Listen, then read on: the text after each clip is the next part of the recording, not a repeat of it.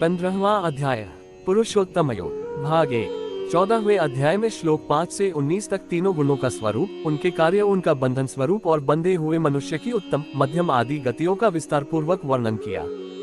श्लोक 19 तथा 20 में उन गुणों से रहित होकर भगवत भाव को पाने का उपाय और फल बताया।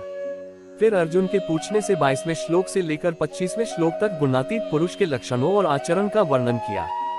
26वें श्लोक में सगुण परमेश्वर को अनन्य भक्ति योग तथा गुणातीत होकर ब्रह्म प्राप्ति का पात्र बनने का सरल उपाय बताया। अब वह भक्ति योग रूप अनन्य प्रेम उत्पन्न करने के उद्देश्य से सगुण परमेश्वर के गुण, प्रभाव और स्वरूप का तथा गुणातीत होने में मुख्य साधन वैराग्य और भगवत शरण का वर्णन करने के लिए 15वां अध्याय शुरू करते हैं। इसमें प्रथम संसार से वैराग्य पैदा करने हेतु भगवान 3 श्लोक द्वारा वृक्ष के रूप में संसार का वर्णन करके वैराग्य रूप शस्त्र द्वारा काट डालने को कहते हैं। अथ पंचदशोऽध्याय श्री भगवान उवाच ऊर्ध्वमूलमधः शाकमश्वत्थः प्राहुरव्ययम् छन्दांसि यस्य पर्णानि यस्तम वेद स वेदवित्। श्री भगवान बोले, आदि पुरुष परमेश्वर रूप मूल वाले और ब्रह्मारूप मुख्य शाखा वाले जिस संसार रूप पीपल के वृक्ष को अविनाशी कहते हैं तथा वेद जिसके पत्ते कहे गए हैं, उस संसार रूप वृक्ष को जो पुरुष मूल सहित तत्व से जानता है वह वेद के तात्पर्य को जानने वाला है। अधश्चोर्ध्व प्रसृतास्तस्य शाखा गुण प्रवृद्धा विषय प्रवाला अधश्च मूलान्यनुसंतानि कर्मानुबंधिनी मनुष्य लोके। उस संसार वृक्ष की तीनों गुणों रूप जल के द्वारा बढ़ी हुई और विषय भोग रूप कुंपलों वाली देव, मनुष्य और तिर्यक आदि योनि रूप शाखा नीचे और ऊपर सर्वत्र फैली हुई हैं, तथा मनुष्य लोक में कर्मों के अनुसार बांधने वाली अहंता, ममता और वासना रूप जड़ें भी नीचे और ऊपर सभी लोकों में व्याप्त हो रही हैं।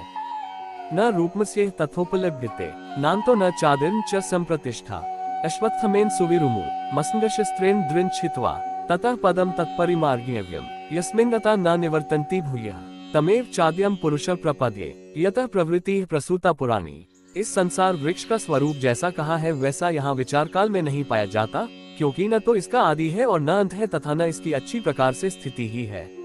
इसलिए इस अहंता, ममता और वासना रूप अति दृढ़ मूलों वाले संसार रूप पीपल के वृक्ष को वैराग्य रूप शस्त्र द्वारा काटकर उसके पश्चात उस परम पद रूप परमेश्वर को भली भांति खोजना चाहिए, जिसमें गए हुए पुरुष फिर लौटकर संसार में नहीं आते और जिस परमेश्वर से इस पुरातन संसार वृक्ष की प्रवृत्ति विस्तार को प्राप्त हुई है, उसी आदि पुरुष नारायण के मैं शरण हूँ, इस प्रकार दृढ़ निश्चय करके उस परमेश्वर का मनन और निधिध्यासन करना चाहिए। निर्माण मोहा जितंग दोषा अध्यात्म नित्या विनिवृत्त कामा द्वंद्व विमुक्ता सुख दुख संज्ञा रगच्छन्ति मूढ़ा पद्म व्ययम तात। जिसका मान और मोह नष्ट हो गया है, जिन्होंने आसक्ति रूप दोष को जीत लिया है, जिनकी परमात्मा के स्वरूप में नित्य स्थिति है और जिनकी कामनाएं पूर्ण रूप से नष्ट हो गई हैं, वे सुख दुख नामक द्वंद्वों से विमुक्त ज्ञानी जिन उस अविनाशी परम पद को प्राप्त होते हैं।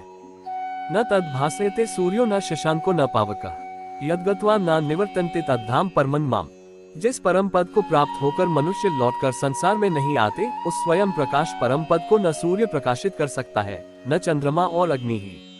वही मेरा परम धाम है। मम वासो जीवलोके जीवभूतः सनातनः मनश्ष्ठानीन्द्रियाणि प्रकृतिस्थानि कर्षति शरीर यद्वाप्नोति यच्चाप्युतक्रांतीश्वरः गृहीत्वैतानि संयाति वायुर्गन्धानिवाश्रयात् श्रोत्रं चक्षु स्पर्शं च रसः घ्राणमेव च अधिष्ठाय मंश्चायं विषयानुपसेवते। इस देह में यह सनातन जीवात्मा मेरा अंश है और वही इस प्रकृति में स्थित मन और पांचों इंद्रियों को आकर्षित करता है।